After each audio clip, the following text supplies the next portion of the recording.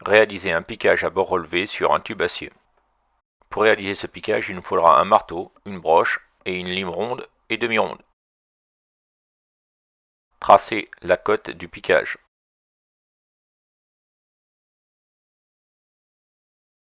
Dans cette vidéo, je vous montre comment faire le percement avec un chalumeau.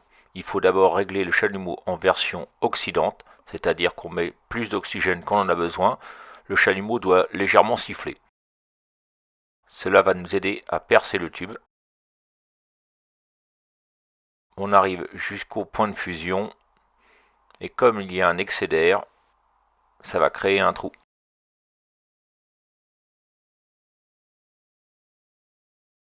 On peut aussi faire ce percement avec une perceuse équipée d'un foret en 8.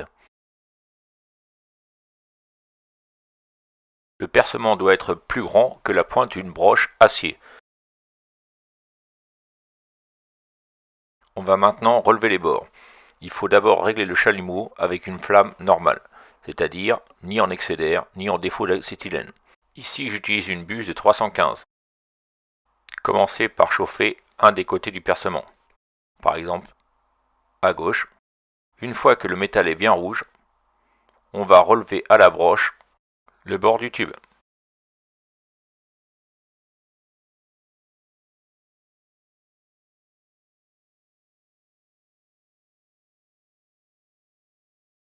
Voilà, maintenant on va chauffer l'autre côté. Il faut vraiment attendre que le métal soit rouge. Voilà, on relève, on chauffe, et on relève encore. Voilà, sur ce plan, on voit bien ce que l'on cherche à faire. On veut relever les deux côtés du percement.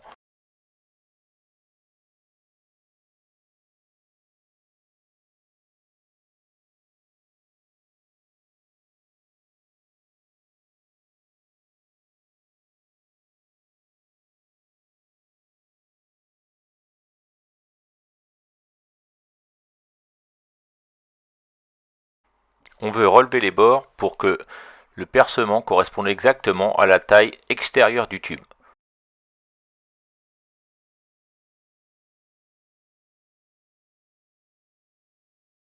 Voilà, on voit sur ce dernier plan que le percement est presque à la taille du tube. On va donc affiner notre travail en chauffant une dernière fois. Nous allons utiliser la broche avec un marteau. Il faut la placer bien perpendiculaire par rapport au tube et frapper dans le sens contraire. Ça ne fonctionne que si le tube est encore bien chaud et rouge.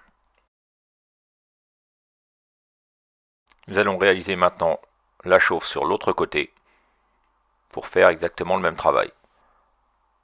Nous plaçons la broche perpendiculaire et on frappe une ou deux fois avec le marteau dans le sens contraire. Voilà, là on voit que le percement et le relevé est exactement au diamètre extérieur du tube. On voit sur ce plan que l'écartement du tube correspond bien au diamètre extérieur. Simplement, il n'est pas encore arrondi et ne correspond pas à la taille du tube entièrement. On va donc maintenant travailler les côtés. On va chauffer à nouveau par côté.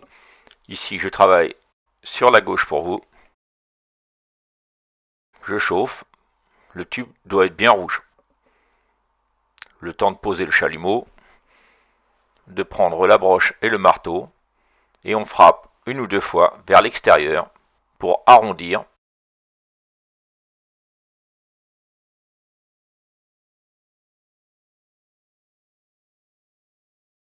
Voilà, on voit bien que le côté commence à s'arrondir. Il n'est plus ovale, mais presque rond. On va maintenant attaquer l'autre côté, à droite pour vous. On chauffe l'autre côté du percement. Il faut que le tube soit bien rouge. On travaille à nouveau l'arrondi avec la broche bien droite en frappant tant que le tube est rouge. S'il est gris, c'est fini. Vérifiez régulièrement votre travail pour que le piquage corresponde bien à votre tube. Sur ce piquage, il ne reste plus grand chose à faire, je n'ai plus qu'à faire quelques finitions pour terminer l'arrondi.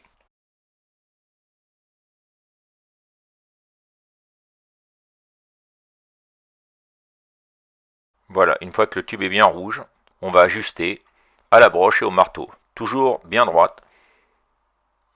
Et on tourne pour bien ajuster le travail.